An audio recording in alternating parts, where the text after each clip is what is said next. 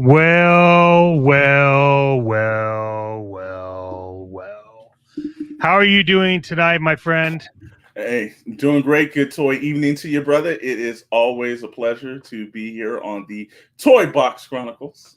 Yeah, that's Wednesday nights for those of you that don't know, and you probably don't remember that because you haven't clicked the like and subscribe and notification bell for every time we go live, but that's okay. You could do it right now. We'll wait. All right.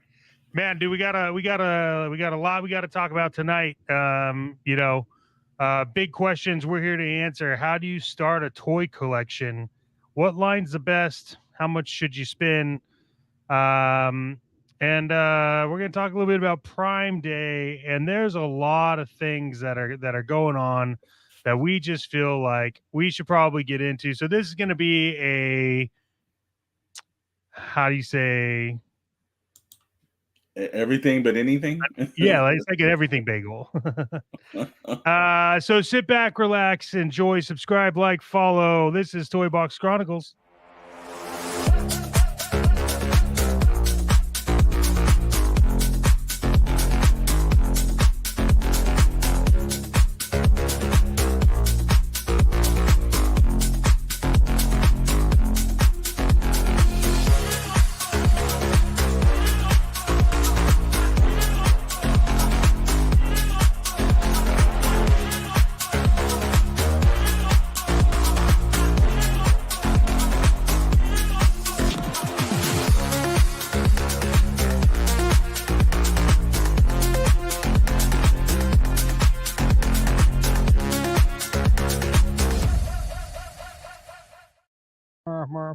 Hey, we're back. Yeah. Well, there's a lot. There's a lot of like. We do. There's a lot of like questions that need to be answered, I guess. Absolutely. And I think the most important piece is, you know, action figures are getting to be pretty exciting. They are. And I think people are slowly starting to um, relive their childhood again, and are looking to figure out how to start a collection. And a collection could be like multiple things, right? Like you could do action figures, you could do old school toys. For instance, my my prize collection is my mask toys. Those were expensive to get. So we're going to talk a little bit about how to kind of get into collecting on the low end. And then, if you are somebody who likes to go big or go home, there's always room for you as well. So what do you think? What are some do's you should do for toy collecting? Well, I think the one thing that you do is make sure you're collecting something that you care about. When I think if you're doing this as an investment, that's going to be probably when you don't. If there's flippers all over the place, there's guys who just pick up things and flip it out. It can be used as a business, but I think you're going to lose the passion or your excitement for it if you go into this. The very first thing is how much of an investment I have to do. So if you love something, and it could be something that sparks your nostalgia from when you were younger, and I know you're an avid Teenage Mutant Ninja Turtle fan. So that's one of those things that rings out with you. Same thing with Mask for me. It's G.I. Joe. I love Mask as well. There's also every now and then I know some friends that are Motu fans. I was never personally a big Motu fan, but there's guys that were passionate. They remember that, and I remember the commercials too. I think we grew up in what they used to call the golden age of toys. And we're starting to see that reemergence happen, because I have not seen a fury of people starting and wanting to do toy collecting like they've done now, And that's just one of those aspects where it's like, you're kind of like, really cool on. So the first thing to do is do something that you're going to enjoy. Don't do it for an investment.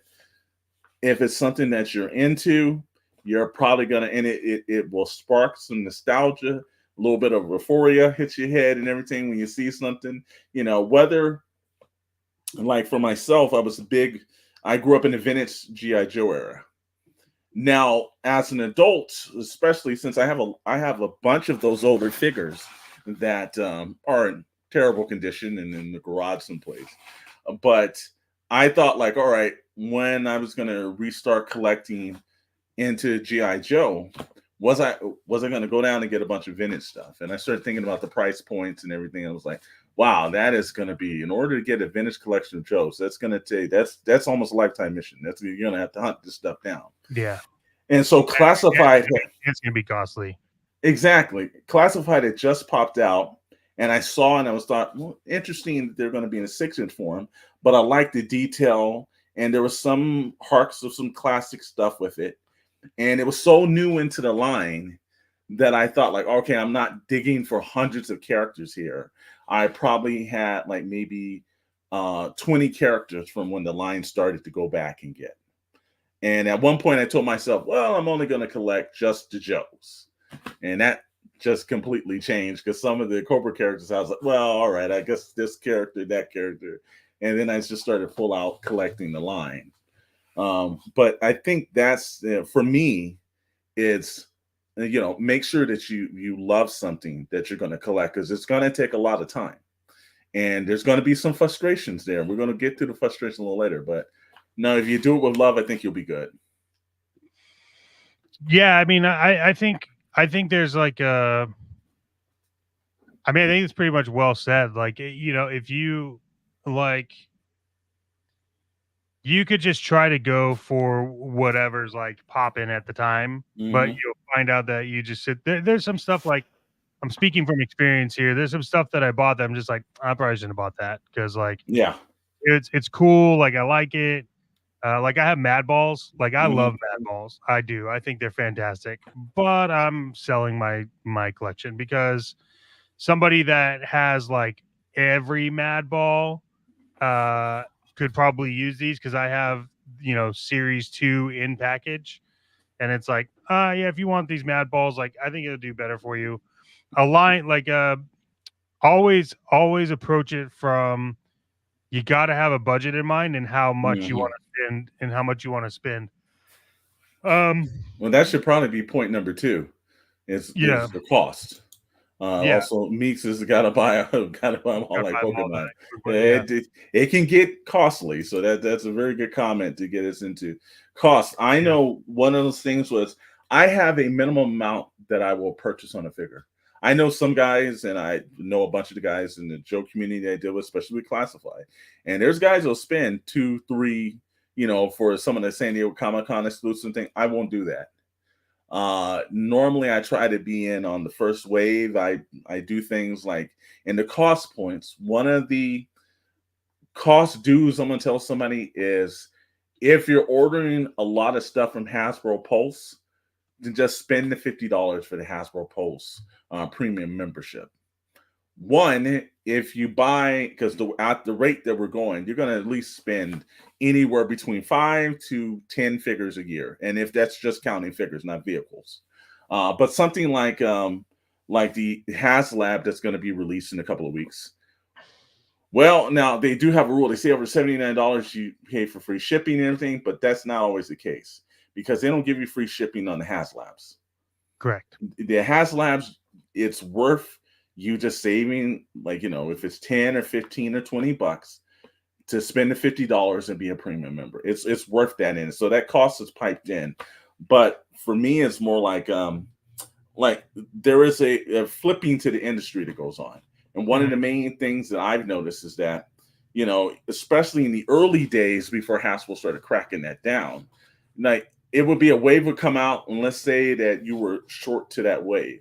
Well, you could go on to any of the reselling sites, and it would be anywhere between $40 to $50 when there was a figure coming out. At that time, I believe it was only like $21 when the line initially started. So I had a point that was like, I'm not going to pay over this amount of money to get said figure. And I would scour resellers markets, or I would go to some of the conventions or toy shows. And if it was for that price. That was what it was doing. There was a Prophet Destro came out, and that character skyrocketed immediately. And I'm like, I'm not gonna pay the $50, $60 that people were asking for. I ended up waiting it out and just letting some of that surge come down because I figured that probably was not going to be the most popular Cobra character. And that bet gambled off. I ended up getting it for like, a month later for $13. There's a point where keep your prices in mind. Don't go overspending. It's like anything, you have an affinity when you first start collecting to just like spend money because it's there. That's a terrible philosophy. And you're going to end up getting, you're going to end up overpaying for something. And then you're going to see it down the line when the values drop, and it's going to make the experience not feel good to you. I also want to say, I think that's like I think that could be a very like scary situation to get into, is in action figure collecting. There is FOMO, and it is 100% real. Mm-hmm. And you have to be careful because you don't want to buy while you're under the influence of fear of missing out. Mm-hmm. I personally have done it. I've done it too. Like some of the figures I really wanted to collect. I have all the masks that I want. Mm-hmm. I could get Boulder Hill, but then I realized like I don't really want play sets. Like I don't really think I want that. And then there's other cars that I miss, but but what I did was, in that same realm, there was Dino Riders, which was by Mm-hmm. Tyco. And those are expensive as hell to buy. Like if you find those, like the T-Rex one that you can, the T-Rex is like 500 minimum complete. Mm-hmm. 300 Wow. if it's not. And it's like, that's, I have the pterodactyl. I don't have a flying base stand for it. I wish I did. Mm-hmm. But he was like 150. And then, so I think you have to really understand what you're looking for. And Marvel Legends is a dangerous one to go down, because Yes. you have everyone anticipating what's going to be popular, what's not. And Mm-hmm. what happens is you buy them, and you're like, I'm going to resell them, and then you get attached and you don't want to sell them, and then you end up with like Way too much stuff. way too much stuff. Yeah, I mean, a lot of stuff you see behind me is for sale. I don't necessarily keep it, but so you got to be careful.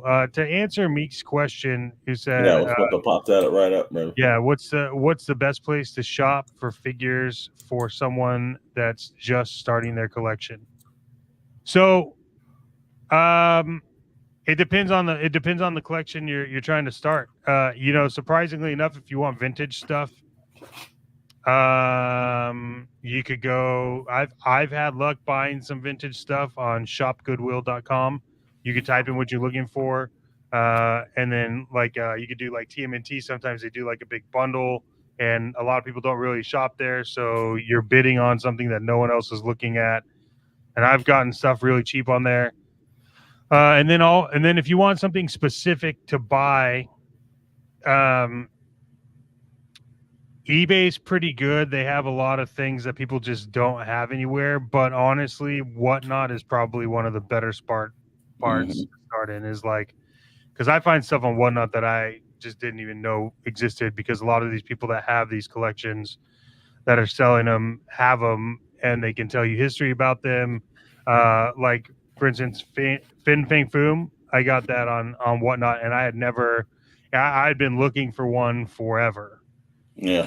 And I got it. It's a good price, but that's a figure that I'm gonna spend a lot of money on. Same thing with, can't really see him right now, but behind there's Dark Side. That's the Icons Deluxe DC figure from the New 52, Mm-hmm. and he's massive, right? Yeah. So I found those on like Whatnot. So I think you have to be careful, and I think you just really, what you're collecting depends on where you're gonna have to look. Yeah, and I'll tell you, Whatnot, since we are a part of the Whatnot community as well, and the reason being is that we did our advanced research Whatnot before we came on, and we watching hundreds of streams and seeing the stuff out there. Look, I'm not trying to bash on anything from eBay, but eBay has an overpricing factor. and especially not just on the item itself, but on the overinflatedness of shipping. Yeah. The good thing about Whatnot is there's a price piped in. You can see what that shipping is going to be as you're bidding on the object. And they're not running the shipping's not the same that is, because I believe a lot of times they're not using the United States Postal Service for eBay, but they're doing that for Whatnot, and the prices are a little bit more reasonable compared Yeah. Well, to, and because yeah, I've one seen thing, like $30 to $50 for item shipping, and you're like, wow, that's crazy, you know. yeah, like like whatnot just has deals on shipping, and Hmm. you can either do it by flat rate boxes or you could do whatever boxes, but the shipping is really good. And then also there's a point in time where if you buy a lot from somebody in a stream, whatnot covers the shipping. Hmm. Yeah. So, and then as a seller, you can also do that as like a way to get people in, which is like, hey, I'll cut the shipping in half, I'll pay half the shipping costs, and then that gets people to buy more and more of your stuff. So Hmm. um it's just a matter of where you want to find it. Now, also answer Meek's question on one thing too about it. Where's the best places too? Sometimes it's at some of the toy shows, because it depends. Now, you can't go to the first table you get there, because there's always somebody there that has a value of something that's way beyond the extreme of it. I've got to get 350 for this item, and you're like, it's nowhere near that. But going to some of the shows, you'll meet up with certain vendors and people that are sellers that are there. And usually, I've gotten some great deals. I go to the SoCal Joe show twice a year now, and whenever I'm looking for Joe's, I always find something there. I always have to remember that I'm there for assignment, not there to purchase, but it becomes extremely tough. We went to Robo Toy Fest. There were some great vendors that were there. I know we're looking at a couple of more LA Comic Con. There'll be some vendors that'll be at those shows as well. It's going to take you also some vintage toy stores as well. Now, be careful with some of the vintage toy stores, because again, it's like you going into, like, somebody has a bunch of classic cars. They're Yeah. gonna over premium the rates, but some of them you can walk into and they're just, look, they're pushing product out, and they just, like, they got a collection in, they need to get it out. You might be able to come up on one or two great items. So I would tell you that vintage toy stores is very good for you. A lot of toy shows. Go to the smaller ones. I've even seen some of the guys on. I haven't done it myself, but I've seen on YouTube. There's a couple of guys locally in Southern California that go to a lot of swap meets, and they Yep. have vintage toys there. So it's one of those things. It's kind of like in the same way when we were in the '80s, when you went to Toys R Us. It was the thrill of the hunt, that you went and you didn't know exactly what you were going to get, but it was getting you out of the house to do something, and you were looking. That's exactly what the toy show should be. Sometimes you're in there and there's an item that you've got in your mind that you want to purchase, and then there's some where you get in there and you see an item that you never even thought you were going to see, and you've got an opportunity to purchase it there. So those are good spots as well. One of the other ones that I'll tell you is, let's go down the don'ts for where to purchase. Be Yeah. very careful of purchasing on Facebook forums. Oh yeah. There have been a ton of messes, and there's a ton of things that I've seen that, oh, I didn't get my item. This guy didn't have this. He sent me this. He took my money. I never heard, Facebook forums. There's some great groups out there. I'm a part of a bunch of Joe groups as well. I have never purchased anything off of Facebook forum because of how bad the stories have been. So that's one of those where I'll tell you, be very careful. One of the don'ts I will tell you is that don't purchase, even if the guy seems reputable. If they don't have an actual, website that you can go to, that you can actually verify with other people that they purchased from, and there's no other problems, Yeah. I clear away from that kind of stuff, because you could probably end up getting scammed, and it's extremely tough to get your money back when you send it to somebody, especially through Zelle or some other forms of payments. So you've got to be really careful about that, because I don't know about you, Chet, but I've heard horror stories about Facebook Facebook forums. Yeah, I mean, I don't. If it says Facebook on it, I don't mess with it. Yeah, and it says I haven't been to any swap meets in years. Might have to check out So, this. dude, so that Cypress No. Swap Meet, by the way, has Mhm. an epic vintage toy selection. Oh, okay. And they typically have a hard time understanding what they have, and so your knowledge is your advantage at Cypress Swap Meet. That was one of my favorite swap meet when I was in California. I hit up that swap meet at least once a month. Like I would get up early and I would go run and get it and check it out. You know, they had great great back. You want to get there early too. That's the one thing about the swap meets I've always heard. Get there early. Don't get there in the afternoon and everything, because there's always a bunch of toy hunters out there that are gonna get up early in the morning and just wait for that to pick through. Yeah, the stuff that I do for fun, like I'm always hunting for toys. But what I have a lot of fun doing, because it is a collection I have, but I'm very specific on what I collect, is like vintage gaming systems. Oh, okay. Okay. And swap meets are the gold mine for that stuff. Unfortunately, a lot of people know that. So I love going, and when you get out there and you see someone's got like an NES in a box, you're like, holy crap, how much? They're like, $40. You're like, absolutely. Oh yeah. But you know, vintage video games are things I love hunting for. My favorite all-time video game thing that I collected, which is, it's not fair to say I collected it. It was actually my dad's. Was the TurboGrafx 16 Express. Okay. Yep, I remember that. It was a little handheld thing for TurboGrafx, but then my dad also ended up getting the TV tuner for it. So, and now that thing, you can't find that thing under $890. And if you have both, it's like $1,100 to get that. And the screen has to be maybe like 2.5 inches. Like, but it's just the factor, you know. So yeah, well, you know, there's a difference, but yeah, no, Meeks, you might have to hit me up one day. We might have to pop in into Cypress Swap Meet together. Oh yeah, you guys would kill it at the Cypress. Oh yeah, we might have to go through. I think also I would fly down there to fly just go to swap meet to pay extra carry on to go home with stuff. So, yeah. Well, I'm not flying Spirit, so I'm good. Don't worry, we'll ship it. We'll ship it back for you. I'll bring a change of underwear, and that leaves my carry-on bag for toys. Chet, one of the main things I've always had somebody ask me, what's some of the mistakes that you made in toy collecting? But buying based on what I thought was cool. Okay. You think that's a mistake? If you're getting into it to resell, then yes, it's absolutely. Well, yeah, but like I said again, what was our rule number one? Is get in it for having fun. Don't get in it for profit. Yeah. If you're getting in it for investment, that's a whole different show. Not knowing. So, the biggest mistake that I've made is not knowing realistic price points. I did a lot of research before I bought Fin Fang Foom. And there were people trying to sell that thing for like $800-900. And you know, I guess you can if you want to, but a realistic price for a Fin Fang Foom Build-A-Figure is like $350-400.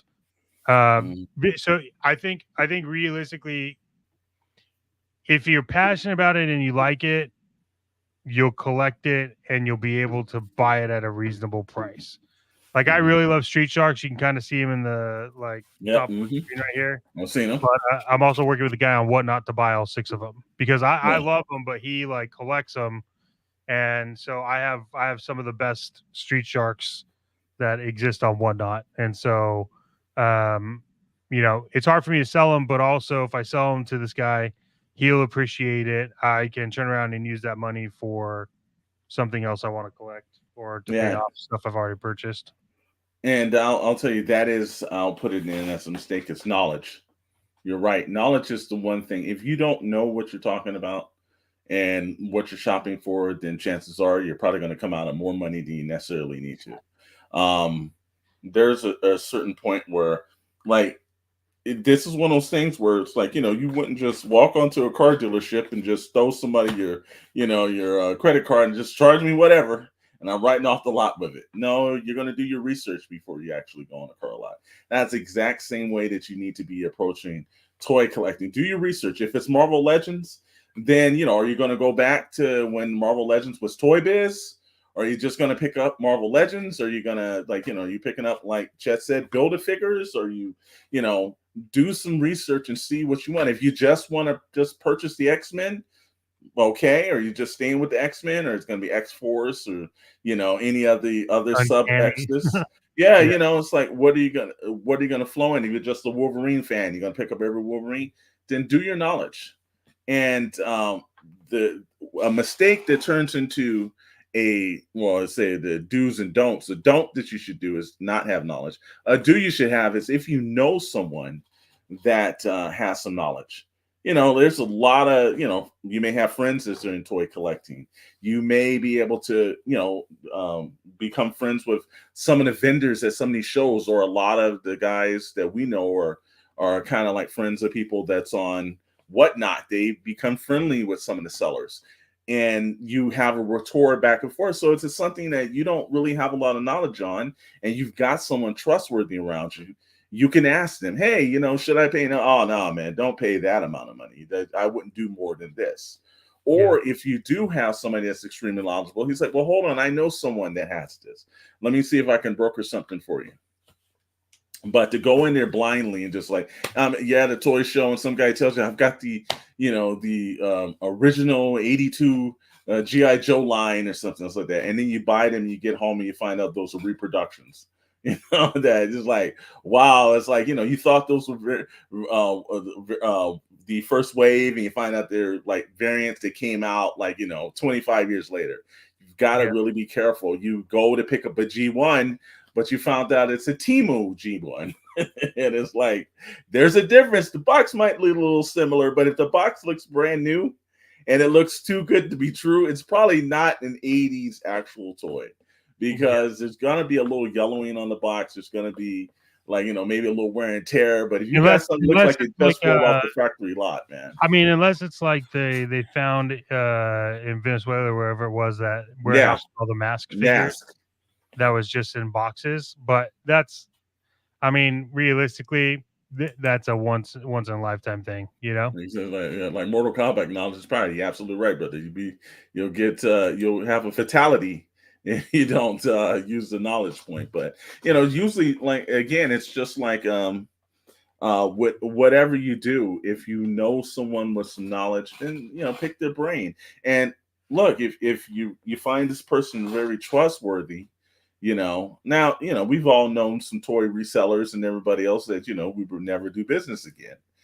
But that's not the general consensus of everyone in there. Mostly, there's a lot of decent guys who have a love of collecting. You'll be surprised what conversations that you chatted up when things are going on, and you found somebody that you have a common knowledge with. And I've been blessed. I've got two great reselling guys that I know.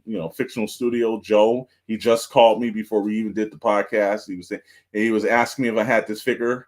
And I was doing also a Richard from KC Customs, who used to own his own toy store. Like, anytime I saw Chet's Ghost Rider body, and I was going online. I was like, because we both have the Ramen Racer.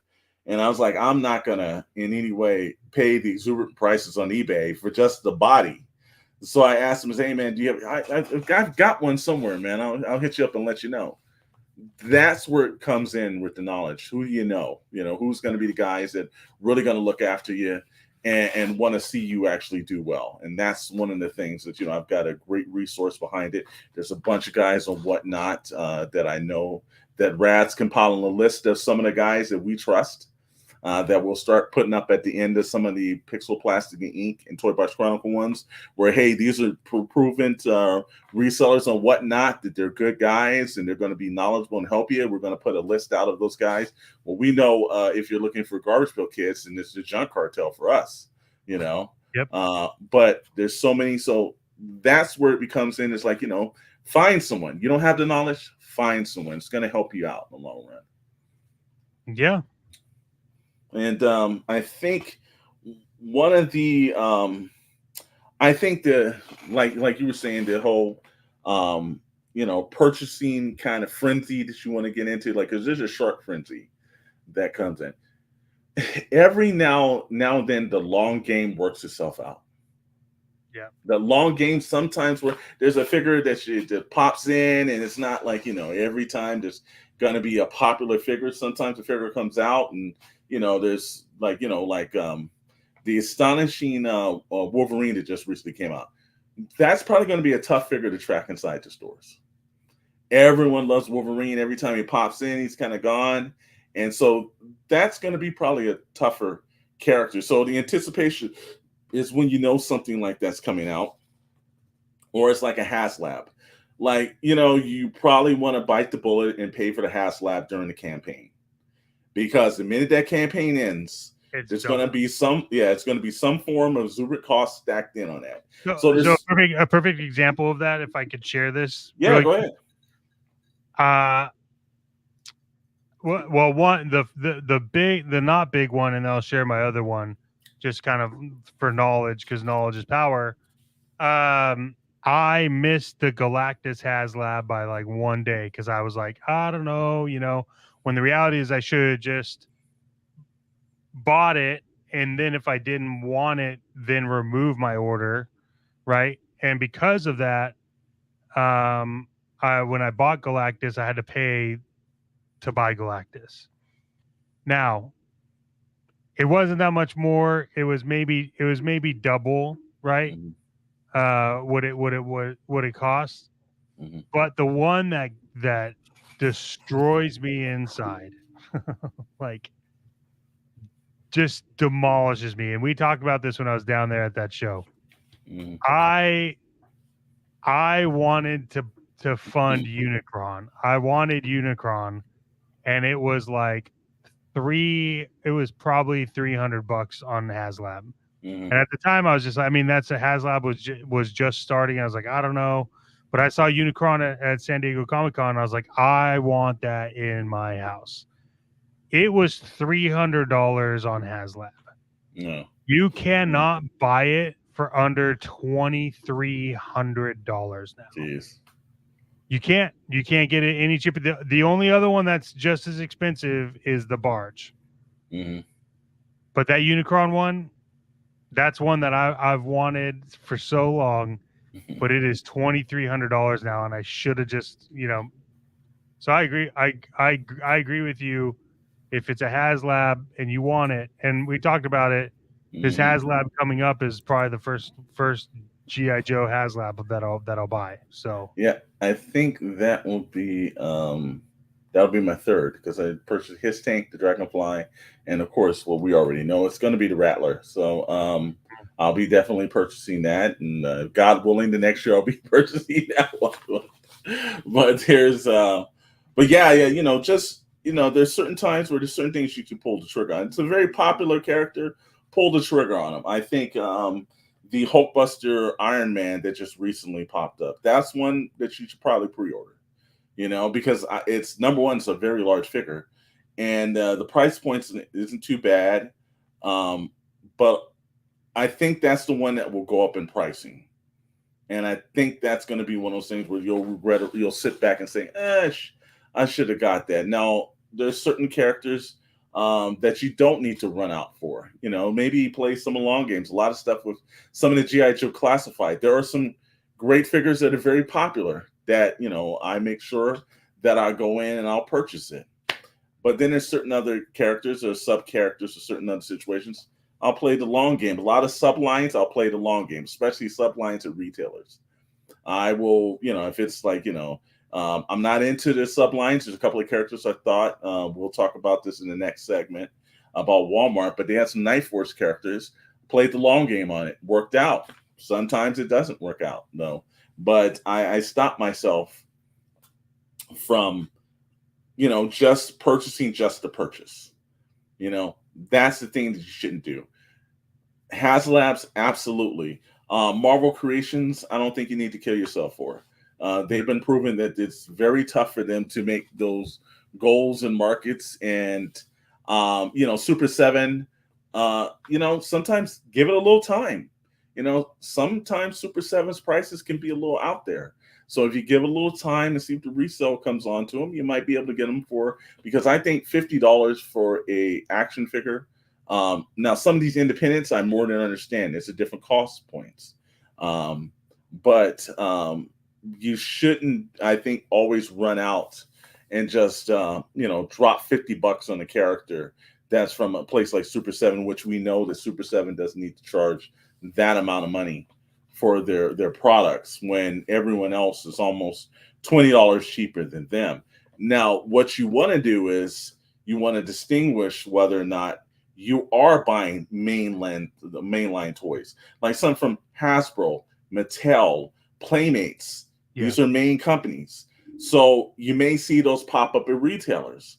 But now if we're going to do something like, Fresh Monkey Fiction, Savage Crucibles, the Sparrow Toys, that's something that, you may see at maybe a Big Bad Toy Store or some online toy point, but there might not be a huge Entertainment Earth too. But there might not be a huge supply of those. So those are things that you want to actually purchase on. A lot of the Operation Monster Force, I just got into that line. I pre-ordered the characters I wanted to pre-order because I figured, how long may they be up on the online retailer? Might not be long. Will they have others that pop up at conventions? May not. So a lot of the smaller ones, you definitely want to do that. Let me get into. Good evening, sir. Love the action figures of Alexander. Dude, that's big smart. Thank you, sir. Thank you very much. Captain Bird Eye 4. I love that name, brother. Love that name. Thank you, sir.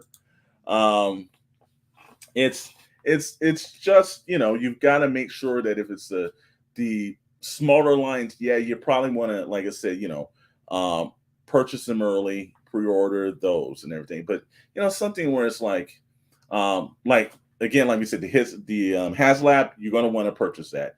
When that drops on the 25th, you want to make sure that you're actually purchasing that. Now, let's say the Comic-Con exclusive. Let's go to the difference between the Comic-Con exclusives. You've got to be careful with the Comic-Con exclusives because there is going to be a willingness for you to just, like Chet said, when it pops out, you're going to want to purchase it. Yeah. And you may think to yourself, like, oh, you hear it sold out. Oh, it's not coming back. Hasbro has done this several times in the past where a San Diego Comic-Con exclusive has popped out. You've tried to find it, you couldn't find it, and then you try to seek it through an eBay person that's got it for some astronomical rate. And I've always told my buddy, hold on, just wait, man. It's, oh no, Serpentor came out. I got to pay $250 for Serpentor. I was like, yeah, but it was like $74 when it came out. You're purchasing it less than weeks later. Just wait, And then 2 months down the line, when Hasbro did a 1027 event, which is their, I guess, corporate event that they did, they re-put up Serpentor. And I was one of the lucky few that got it at San Diego Comic-Con, but I knew a bunch of other guys that waited and said, yeah, I'm gonna wait. And they ended up purchasing that later. And you know what ended up happening? The first thing that came out of it was, damn, brother, I should have waited. He was like, he didn't even like the figure anymore. He was like, I kind of hate this figure. He spent too much money on it. Well, what's going to happen is G.I. Joe already has that for San Diego Comic-Con with the Once a Man thing for Cobra Commander. Like that thing's already on eBay for $225. And it's not even came out. And you're like buying this thing. You don't know if the damn thing's going to ship or not. You don't know if this guy's going to be able to get it. Like it's like there's some cool San Diego Comic-Con exclusives. All the ones that were going to come out, I already got that I wanted, minus Once a Man. But also, I'm not going to pay $224 for that figure. No. And in 2 years, I could find that figure for like $60. Wait till the 1027. You're going to get it retail. I can guarantee you they've done this for the first time. It just won't be the same box. That's all. No, it will be the same box. No, it's going to be the same. Like the 1027 event, it was the same Serpentor, the same Dr. Mindbender. It's like, look, Did they they're do that? major. They didn't do that with Chuckles though yet, right? Chuckles, I don't know Chuckles. I think there was just enough supply of Chuckles where they didn't have to worry about it because Chuckles did not sell out crazy. Yeah. So I didn't have anyone buy that. I think that was like the third year they were doing those releases. I didn't have anybody say, "Oh man, I can't get that figure." It was easier to get Chuckles. And now Serpentor was a little tough. Dr. Mindbender was tough, but again, 1027 came around, and then like sometime in January they had a Hasbro Pulse sale, and some of those characters popped back up too. So You know what's exclusives don't jump on exclusives all the time. If you can't get it, wait a couple of months. you know what's going to be hard to find in stores is the Chet Maddox action figure. He's going to be well, that's he's going probably to a be Toy Box Chronicle exclusive, right? he's going to be very hard to get, but you could probably pick me up online. And there'll probably be a way price over points for that one. Yeah. They're not that expensive. Hit me up if you're interested. I'm talking about when the flippers get it. What are you talking about? Oh yeah, no, those are expensive. It'll be $675 and everything. So are you kidding me? Yeah. It's like, yeah, that Meeks approves, brother. Meeks approves. Yeah.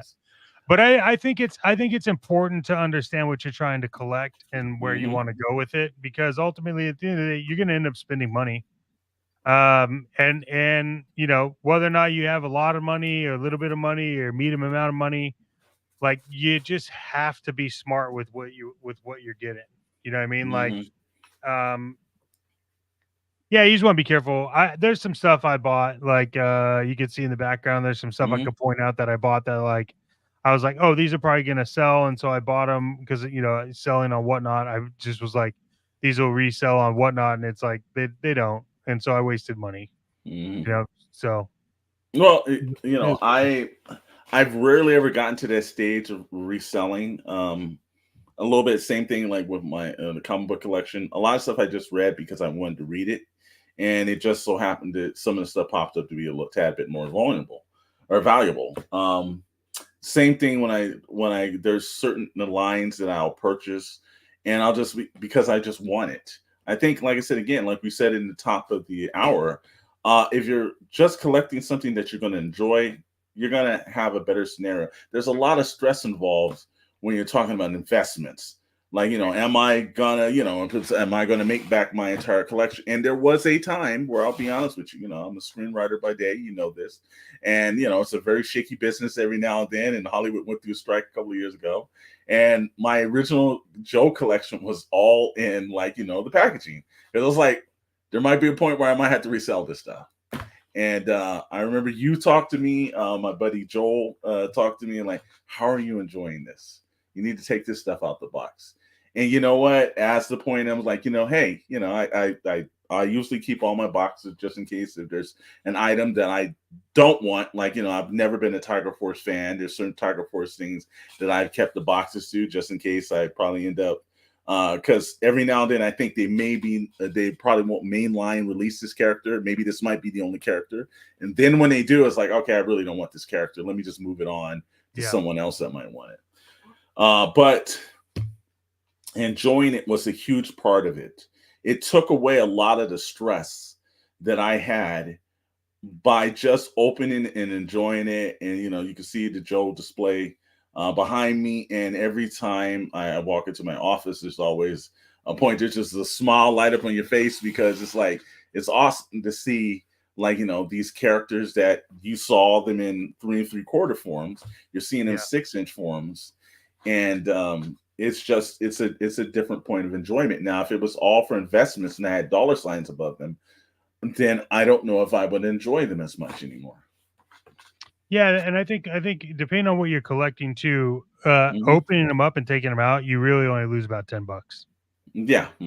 So if you have a figure that's hard to find, it doesn't matter if you have it open. You can get money for it if you're in a pinch and that's what you want to do. Somebody's going to purchase. Somebody's going to see value into something.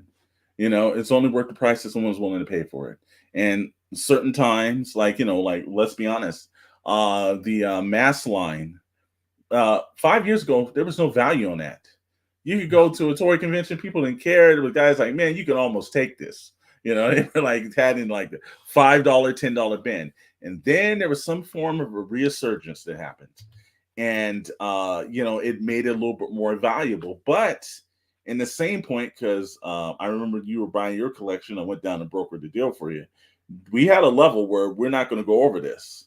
You Yeah. know, we're not going to go into extremely crazy stuff. We just so happened to run into a place that actually has some high valued mass items. And even the price that he was selling for, I was talking to you, it was like, no, this is clean, brother. This is the cleanest rhino that I've seen in a long time. Like, this Yeah, is worth it. I've never found a rhino cleaner than the one that I got. Mhm. So, But it and was, outlaw as well too. So, yeah, but those values shot way up, and some hadn't. It was like, okay, it worked itself out. So, you know, those are, you know, that's when it's when I think, and also I remember just, you know, not just my joy in finding it, because I happened to look on Instagram and I saw this store that was in Southern California. I was like, hey, wait a minute, have masks. And I called up Chet and I was like, I got a surprise for you, man. And I went into the store. He was like, you're kidding me. And I was like, it's all here. But it was the joy of being in there and seeing the items, and then the joy I know of you actually, like, the excitement of you having them. That's where it becomes pure in your toy collecting community. yeah, Euphoria for your friends to have it. When you see a great item from the past that's well preserved, that's when you're like, okay, it's worth being in this community. When it's not part of the community, and I'll give you this, is when you're on the Facebook forums and there are people that just seems to just be on there that want to take your joy away from you, because yeah, there's a lot of hate, and I'm starting to find out there's a lot of bad stuff going on in the Joe community lately. yeah. But there are people endlessly on Facebook that their whole goal and their whole desire is oh, hold on. It's Chad just popped in, and I'm gonna say something to him right now. Where I sent you, I put a condolences for you, man, and I just want to say thank you for stopping by, Chad. But we're praying for you and your family, and we Yes, can't sir. wait to see you heal and come back. And I have a brother myself. I don't know what I would do if I lost him. So appreciate you popping in, man. But my prayers are out to you. I know Chet, all the Shadow News Network, everybody's praying for you and your family, man. Yes, sir, man. And like we said again, that's you know, that's what our this whole family affair of us online is that, you know, we all enjoy the toys and everything around us, but what we enjoy even more is the company of people that we have, because there's some decent dudes, and it's Chad. He's a decent guy. I think myself and Chad, you know, really just enjoy his work.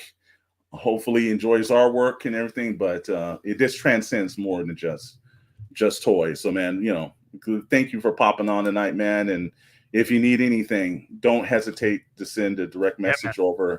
Hit us up. Um, but I'm definitely, you're in our thoughts and prayers, brother.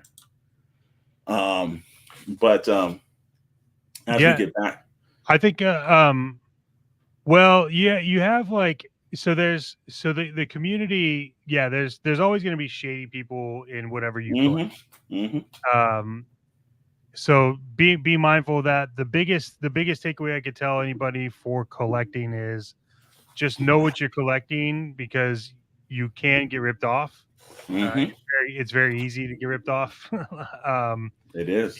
because people will charge based on your emotional connection. I think Yeah. that's what I've found. Uh, but kind of switching the topics to kind of like start rounding it out. Yes, sir. Uh, we got some Prime Day and some Walmart deals that I We think are do. ending very soon, right? And this is the point where the joy is. Yeah, we've got what's it, 11 o'clock, almost close to 11 o'clock your time. So you got Yeah, an hour on the East Coast to purchase some things. But there's a couple of Marvel Legends, some classified, G.I. Joe classified, and some Star Wars Black Series figures. I'm going to run down a quick list of this right now. If you go on Amazon Prime, and there's some very good stuff out there. So I want to make sure I purchased personally myself Airborne from the G.I. Joe Classified line. It was up for $19. Normally it's about $24. So any deal that you're getting. But let's run down the G.I. Joe Classifieds. You've got Stalker that's on sale for $9.50. Techno Viper, $20. Airborne was 19, but $20 technically when you get it out. They got Buzzer. Scrap iron, the best I've seen scrap iron for was $17, and that was Walmart about 2 months ago. It's $24 on Hasbro Pulse. That comes with a little drone. He's like a deluxe character, so that's a really good price at $25. The Crimson Vipers at $20, and then they've got the GI Joe Transformers crossover with his tanking at $40, and that's way better than it's on Hasbro Pulse. Marvel Legends, they had some really good Marvel Legends. They actually do have, the one that I was on the fence about, and I just didn't do it because we did a Joe fix over the weekend, was Wolverine and Hulk and the white and black Tuxedos. That's a great pack. That was selling for $48. Baron Zemo and Zola for $40, a double pack, which is very good. Hawkeye and the Hawkeye and the Sky Cycle, be leery of it for the Amazon, because that is popping up if you live on the West Coast, you've got Ollie's. I don't know if you're going to start seeing that. I think Joel, one of my buddies here, was telling me that's popping up at Ross here. So I think if you can get out and shop around, you might be able to get a better price, because I think those were $20 over at Ollie's, if I wasn't mistaken. And then we got some Star Wars Black Series. You've got, you've got the Rebel Trooper, $16. Yep. Come on. They've also got I think it's the vintage Mando and Grogu and the Naboo Starfighter. That was on sale. And then Camor Jax. I'm probably saying it wrong. Our buddies on the Starlight Digest podcast will probably correct me on that. But they had some really good deals for that. Let's go over to Walmart. It's not due to Prime Day. They've been up. I don't know how long they're going to last. Walmart, over the weekend, I purchased Big Ben Night Force. One of my buddies told me he paid $38 for it a couple of months ago. I paid $21.50 for it. Very good deal. That was still up as of an hour ago. And then a character, Wolf Spider, Night Force character 2, original character from the classified line, if I'm not mistaken. That was $17 up on the Walmart through the Walmart app. You can't find the Night Force figures inside the store. So there's some deals out there right now. You've got an hour left, got a couple of bucks. If there's something out there that you want to do, definitely purchase that. One last thing, and I'm gonna make Mr. Maddox jealous as hell. Be careful on Walmart, okay? Because open up this stuff. You're not always buying from Walmart. Like, it's just true. It's important. It's important to understand that Walmart.com is trying to take out Amazon. So and you know what? You're right on that. Yeah, on the bottom of the screen, posting bad. Make sure you check who the seller is. Yeah. That's extremely important. That same thing with Amazon. Sometimes you'll be on Amazon, you'll think that's an Amazon product, and then you'll find out it's not. It's through a third party seller. Be extremely careful with that. I usually try to look at it and see if it's from Walmart itself. That's when I'll do. I was like, okay, Walmart. But even if Walmart, because sometimes the Night Force stuff could be a return. So the very first thing I did when I got them in, because these are these dreaded, plastic-free packaging. No windows. Yeah, bricks. I cut it immediately open, pulled it out, checked to make sure, because I was like, I will have to return this. It's not the characters, but this was one of the better times. I got both of these characters in. They're both sitting in the display. They look fantastic. One I'm gonna make because Mr. Maddox got his alert before I did. They told me mine was coming in, and there's two Marvel characters this year that were my all-time favorite characters. Two of them, but they came in two different packs. One is Danny Ketch's Ghost Rider. He's my Ghost Rider, not Johnny Blaze, not Robbie Reyes. That's coming soon. I can't wait to see that in the cycle. That's fine. But this was the reason why I got you in there. It is absolutely Iron Fist and Luke Cage. And on the back, they've got some beautiful artwork on the back. I love the new Marvel Legends packaging. And let's say, oh, don't you do it. Hey, man, thanks for popping in, brother. This was so cool. What's up? Thank you, sir. Appreciate it, man. But this was one, like you and I have both talked about it. There's only one damn pose this is going to be in. It's going to be on some Toy Box Chronicles stands. It's got to be them fist bumping. So wait, you're going to see that. I'm going to make some room in the back for that. This was the highlight of my day, man. When I saw this, it says it's coming in 26, and that's all like, oh, it delivered. I said, what? Now when I open up this package, I'm like, Marvel Legends is killing it. Like, again, I'm a G.I. Joe classified guy. Like, Rad's the Marvel Legend dude. And if you're not checking out Rad's Instagram, you're missing some damn good toy photography along with Mr. Chet and Alex. These guys are putting in some work. They're doing a shame to some toy photographers out there. I will tell you that, man. I've been mighty impressed with it. So what we should do too is on the down below in the comments, we should put those in, because you definitely want to see Rad's work. You definitely want to see Chet Maddox's work. Don't want to look at mine, because mine's is crap compared to these guys, but they are doing some great toy photography. There is what's the other site that you're running it on, brother? What do you mean? Your other Instagram that you're also running it on? Oh yeah. So the toy photography Instagram that I'm running it on is Plastic Paparazzi. So if you go to Instagram on Plastic Paparazzi, you can follow it there.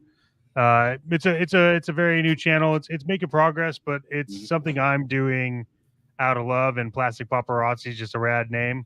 There's a great one of the Juggernaut and Colossus that I've got to do a shameless plug here, bro, because we shamelessly plug everyone else. But there was a picture that he put up, a comic book related drawing that he put up of the pose. And then he was like, should I do this? And I'm always on. So I'm like, hell yeah, you should do it. And then like a couple of days later, he doesn't even tell me this. He puts it up and it's like 1 for 1. It is. I sat there and I started laughing. I was like, you and Rad are just getting too good with that. But that's where, like we were saying in collecting, that's where the joy comes in. That's what you guys want to do. That's where you're able to joy. Yes, sir. It has been 1 year. Yeah, it has been 1 year already, man. And you know what? Just as you're surprised, we're surprised too. Yeah, but so I'll let me yeah, let's throw this up real quick. Just because you said it. I got to see it, brother. Okay, so this is, I put this up as a poll for like, hey, should we make this?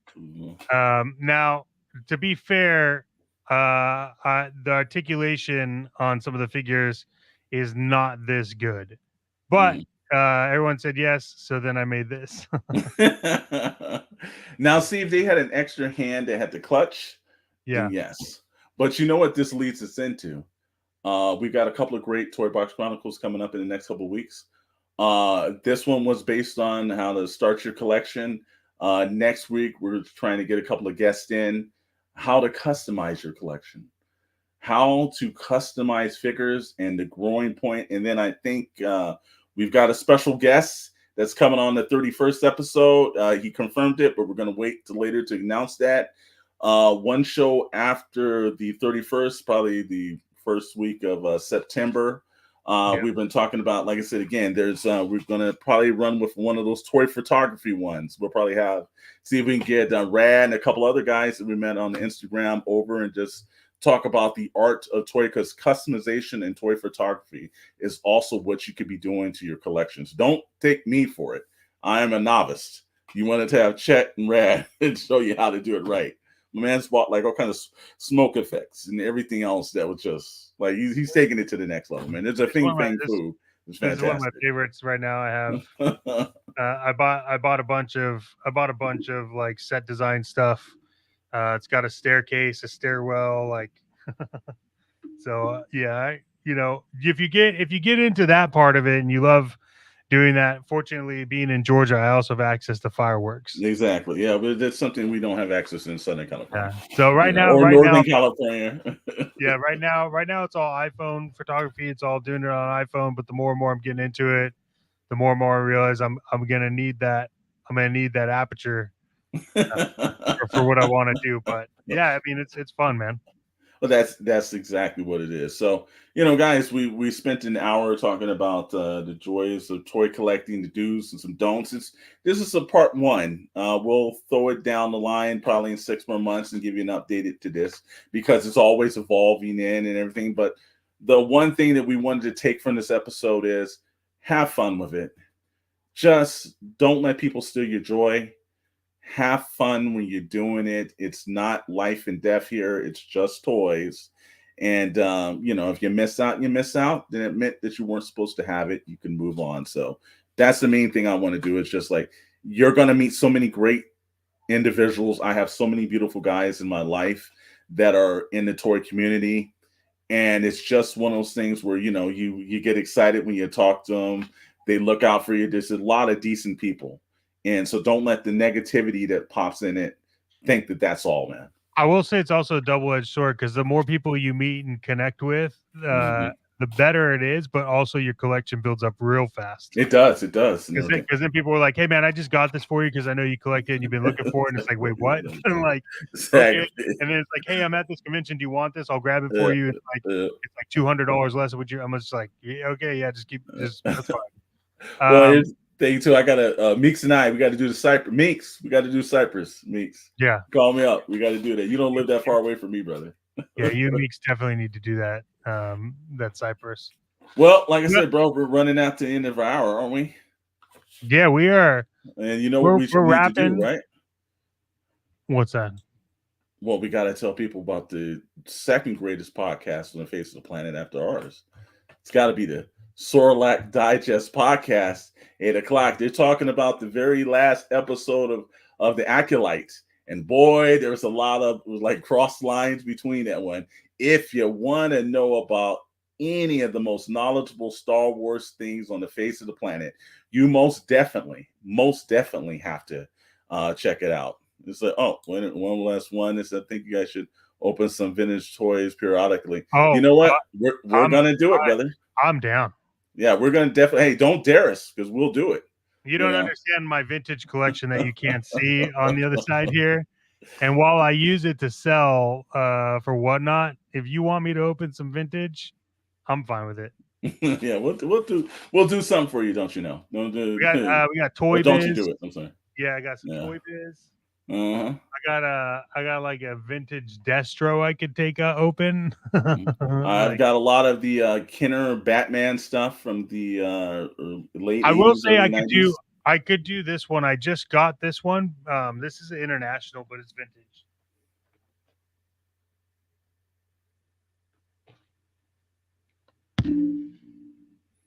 Oh wow! Like I said, see, don't you do it? You started something here, brother. So we're gonna have to finish it next week, man. All right. Yeah, I mean that's wow. Awesome. Yeah, I'm gonna tell you right now. Don't open that for us. Yeah, leave that one in the box and everything. But let us open up something for you. Yeah, I don't have it in box, but I have a Kenner Imperial TIE Fighter. I do have that. Well, we'll do something. We're gonna do some customization next week. We'll also do some vintage stuff. Yeah, but if you do like unbox, we have shorts called unbox that we do. That we do, and I actually open up some stuff that probably shouldn't be open. You know what? We should probably do vintage unbox too. Yeah, I can. Yeah, it's fine. We'll do that once every blue moon, a vintage unbox short too. So check us out. Thanks. Hey, if you guys haven't done it already, like, subscribe, and always your comments are always appreciated. And again, like I said, after us, it's our brother channel, the Sorlac Digest podcast. Please tune into them on Friday night. We're not just myself and Mr. Maddox. We're back with the rest of the crazy crew. PixelsPlasticInk.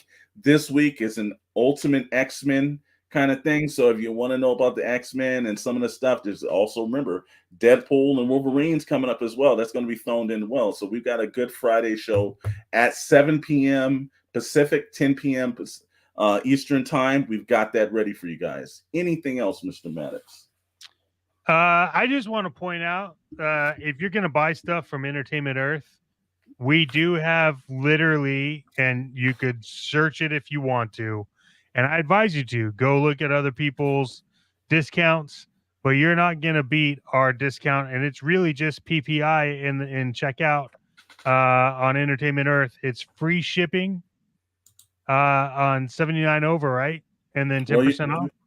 yes, sir. And it's you get 10% off in stock items, Yep. and it is $79. You spend $79 more to get free delivery. And believe me, everyone knows, buy several figures or something, you spent $79. So Yeah, it's you're good, and especially now, 2 figures you spend $79. absolutely. Well, So yeah, we hit 1 year, and that's Toy Box Chronicles locked into that last week. So this is year 2 episode right here. So we start off the week, starting off year 2 for the Shadow Nose Network, man. Looking forward to it, brother. yes, sir. I'm all about it. Hey, we want to thank everyone for coming. It's been exciting. Love all the questions. Happy to everyone that had dropped in. Again, if you haven't, please subscribe. It's much appreciated. We've worked out a deal with YouTube and the Purple Monster that we are paying for the subscription. So if you click subscribe, it costs you nothing. And then thumbs up and like and comment, all that great stuff. But thank you for the happy anniversary. And I'll see you again on Friday. Yeah. But unfortunately, now is the time where the 2 most gorgeous podcast hosts you've ever laid eyes on have to leave because there are other shows that need to exist. So for myself and Mr. Storm, we want to thank you. And I did want to talk really quick about